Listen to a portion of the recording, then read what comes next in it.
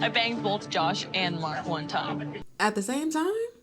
Not one time, like 3 times.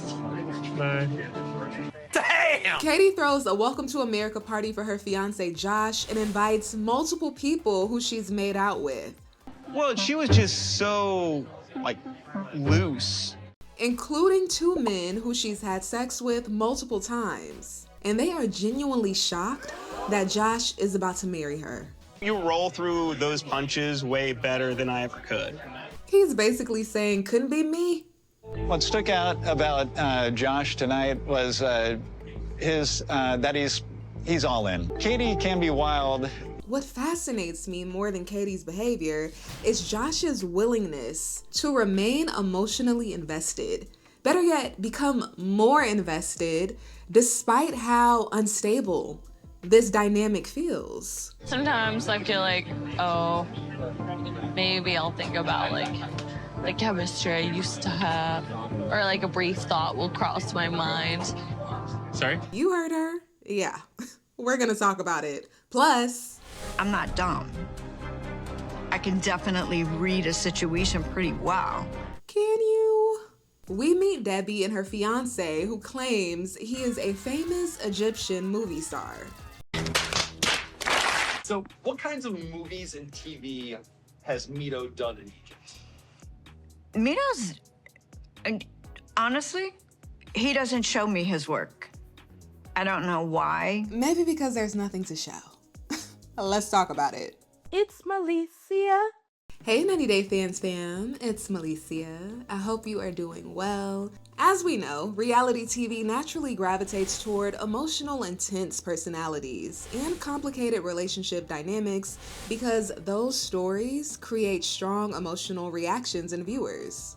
They know how to get us. But instead of just focusing on all of the craziness, here as much as possible, I like to allow those situations to spark bigger conversations about our relationship with ourselves and others, including self-worth, boundaries, all of the above. If people watching and analyzing behavior is your thing, make sure to hit that subscribe button and join the community.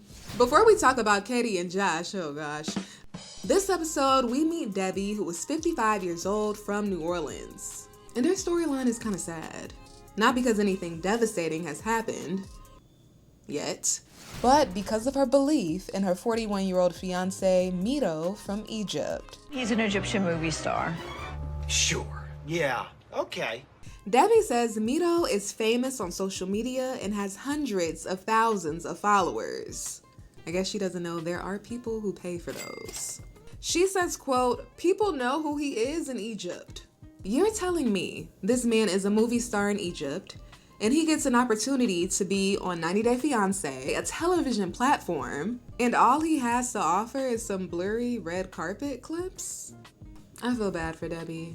She seems sweet, but naive on this front.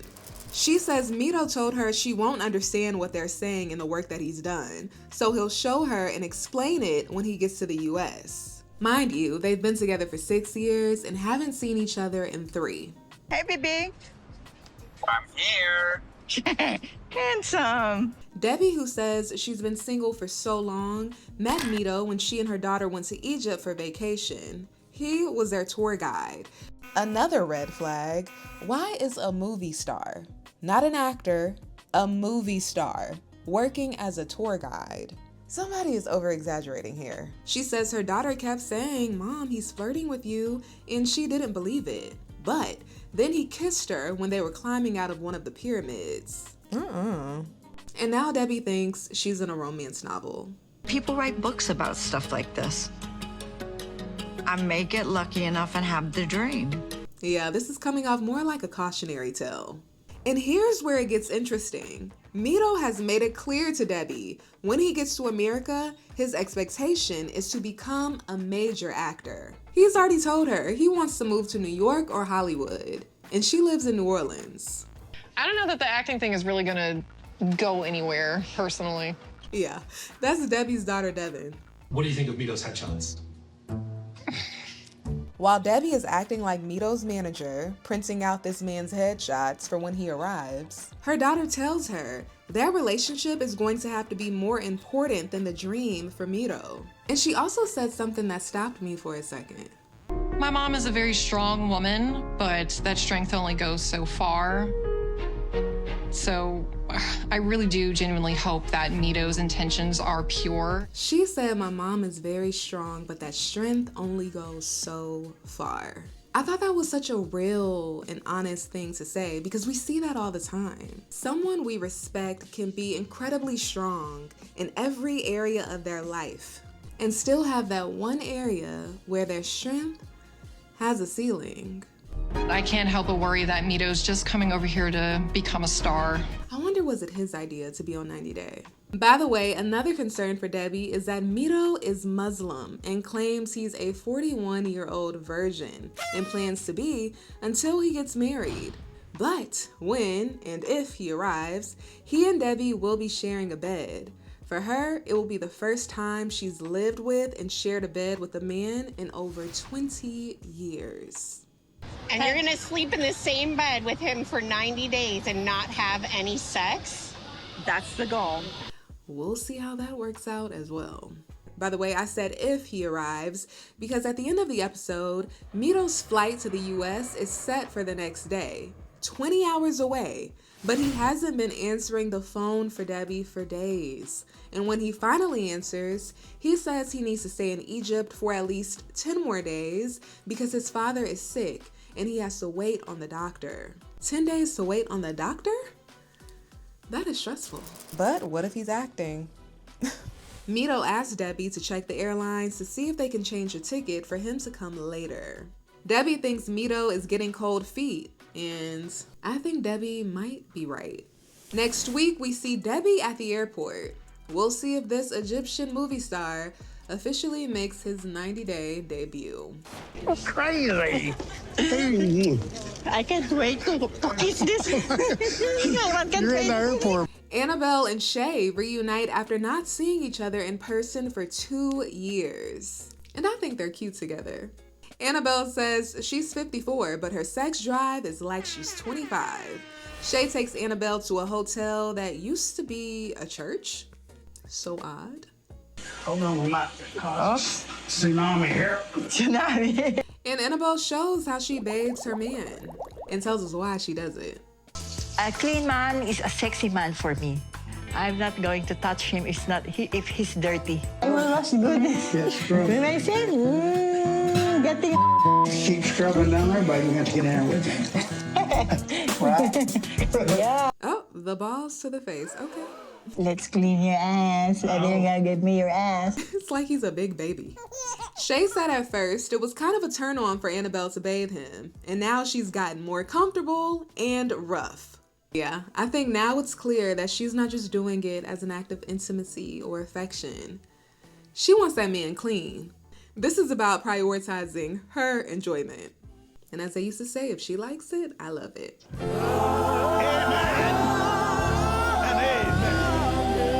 Also this episode, Aisha goes to visit an attorney to see if she can appeal her fiancé Maxwell's denied K-1 visa. She goes with her godbrother, who does not support their relationship.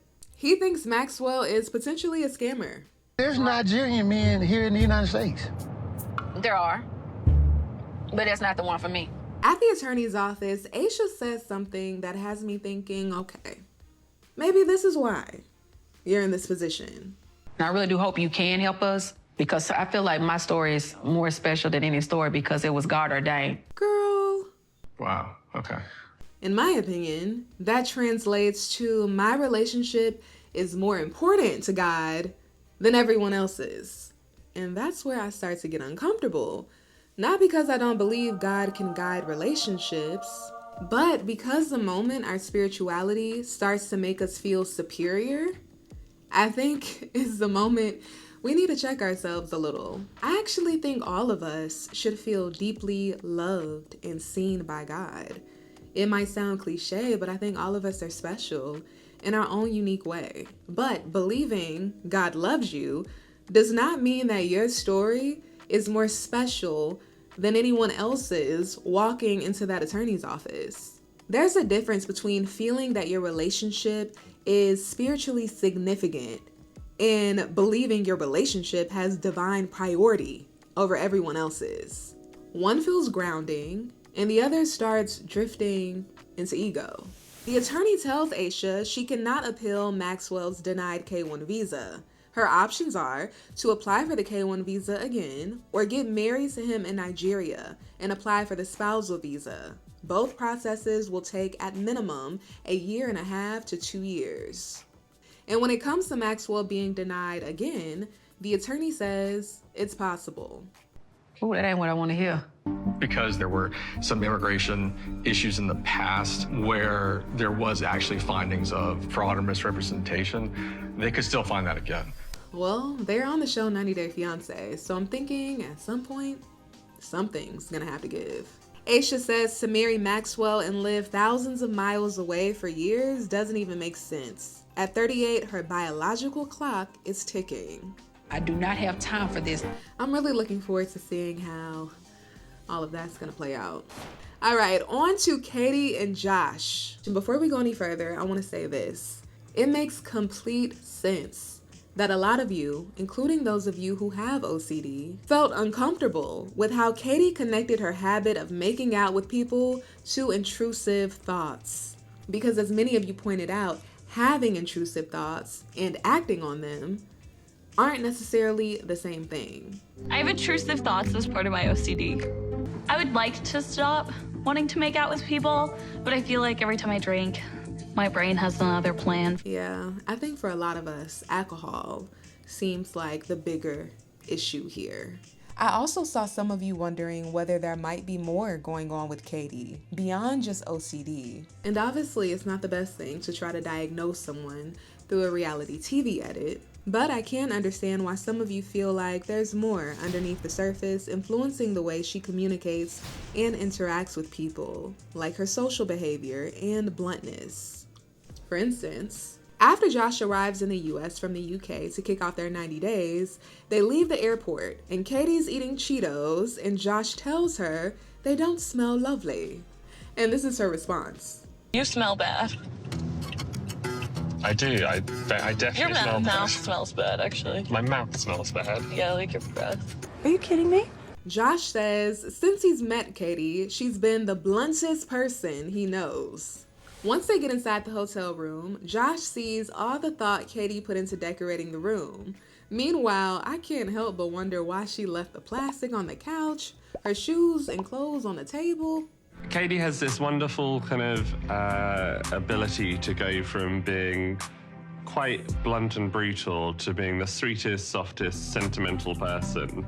His British accent makes the unpredictability in their relationship, let's call it what it is, or the emotional chaos, sound romantic instead of concerning. Josh says Catie's sentimental side comes out in things like decorating the hotel room or decorating him at the airport. It just makes me melt inside. I'm just like, oh, I love you. Interesting. To me, Josh comes across as someone who might have experienced a lot of rejection or emotional inconsistency growing up, when all he wanted to feel was chosen and seen. And now he seems to be deeply drawn to the push and pull dynamic with Catie.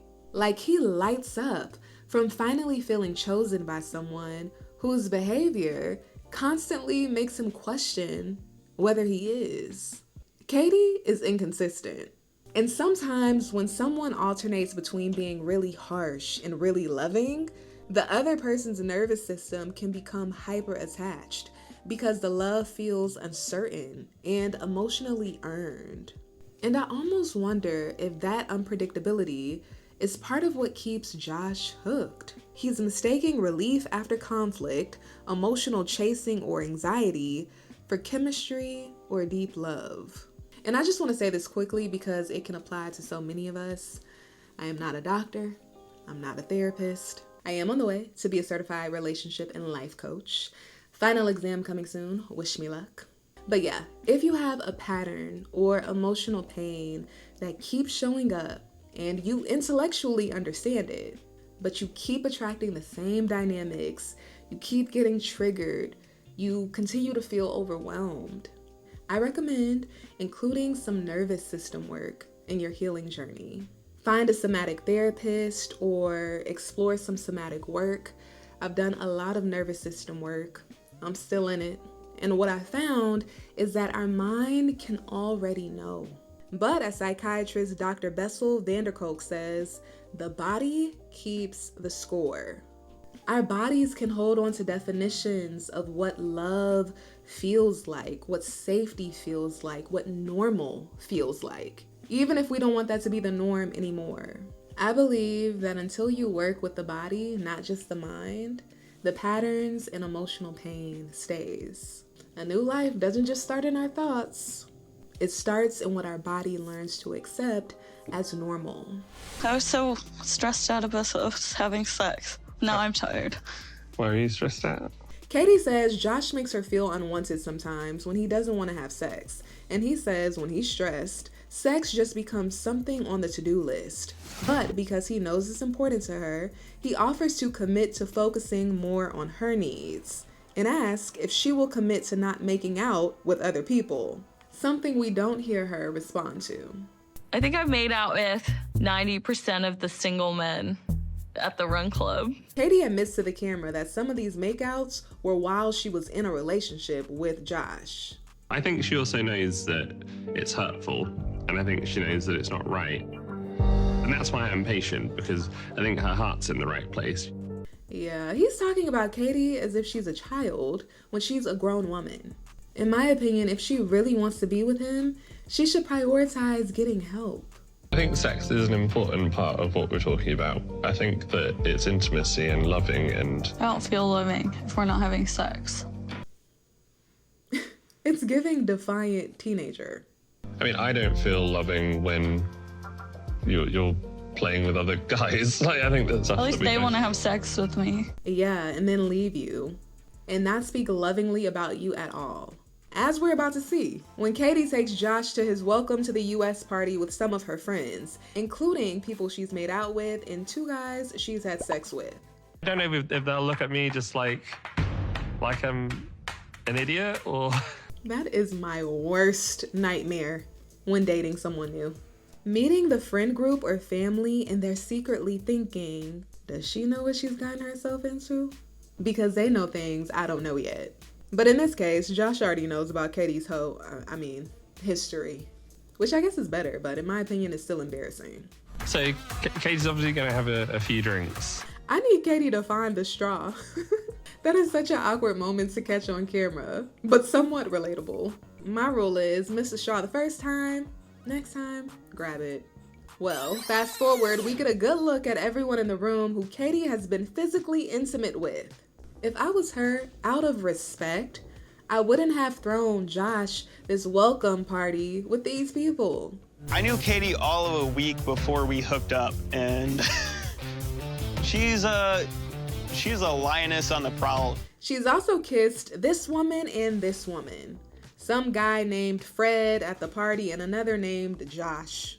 British Josh finds himself chatting it up with Mark, who called Catie a lioness on the prowl. And now he's calling her loose to Josh's face. Well, she was just so, loose before. Yeah, Josh. It sounds like they are looking at you like an idiot. I'm not sure whether it's one of those situations where everyone else in the room knows something and they don't want to tell me. They are telling you. Josh says if they excluded everyone who Catie has kissed from being friends, then they would only have a friendship of 2, her and him. And I say, what is wrong with that for the time being? Because are these men really Catie's friends? Or do they just hang out together? Mark, who Catie hooked up with, goes on to tell Josh, Catie comes with a level of craziness, and he rolls with the punches way better than he ever could. I am worried that she will make big mistakes. After Catie sees that Josh was talking to Mark and the other Josh, she checks in with him, and she's clearly turned. I banged both Josh and Mark one time. Not one time, 3 times. No. Where are Catie's parents? Are we ever gonna meet them? Catie asks Josh, does that fun fact make him insecure? And he asks if she wants to be with him. She says yes, and he basically says that's what matters. Sometimes being too understanding and too accommodating is a turnoff, because it's like, why don't you think you deserve better? I'm not saying Josh should be insecure, but people naturally want to be with someone who values themselves because it subconsciously tells us that, oh, their love means something. So to me, the issue isn't that Josh isn't jealous enough, it's that his lack of emotional boundaries may unintentionally communicate, there is nothing you could say or do that would make me leave. And that can subtly affect attraction, because most people want to be with someone with a strong sense of self, where there's some polarity. That probably plays a part in Catie's lack of being satisfied with Josh in the bedroom, which Catie brings up. Yeah, after Josh accepts that she slept with some of the men in the room multiple times, she escalates the conversation. Sometimes I feel like, oh, maybe I'll think about like the chemistry I used to have. Sorry? But it's more of like, oh, I know that didn't work out. Like, Yeah. No. I think it's wonderful to have a partner who can be honest with you, but listen to what she's saying.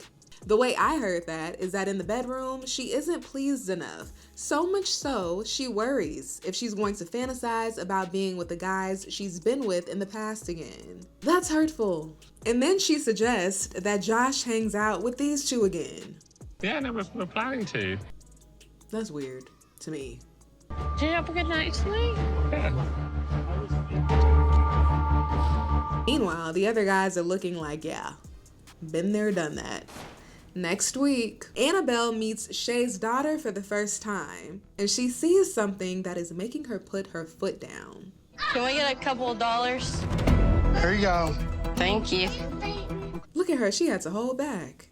It should be the children taking of the parents, not the parents who taking care of the children. It's just a few dollars. You need to fix. Ooh, that is a drama waiting to happen. Because Shay's daughter already made it clear to the cameras that Annabelle needs to know that she comes first. All right, 90 Day Fans fam, thanks for hanging with me. I say the season is off to a pretty strong start. Let me know what you think. If you haven't already, make sure to hit that subscribe button and join the community. I appreciate it. All right, I'll see you next time.